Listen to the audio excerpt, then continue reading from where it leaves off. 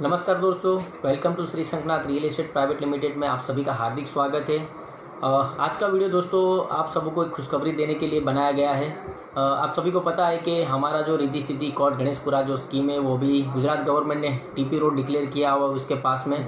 तो आसपास की ज़मीन का भाव और हमारे जो प्लॉट का रेट है वो भी हम इंक्रीज़ करने की सोच रहे हैं। तो आपके जितने भी क्लाइंट हैं, जितने भी लोग बाकी है जिसको प्लॉट में इन्वेस्टमेंट करना है, जल्द से जल्द उनको इन्वेस्टमेंट करवाइए और उसका बेनिफिट दिलवाइए। और साथ ही साथ एक मैसेज आपके लिए और है दोस्तों कि हम लोगों ने जो गोवा का टूर रखा है 4 नाइट 5 डे 8 सितंबर से 12 सितंबर, तो उसके अंदर मैक्सिमम लोग फटाफट इसको टूर को आप अचीव कीजिए और हमारे साथ गोवा में इस टूर का मज़ा लीजिए दोस्तों।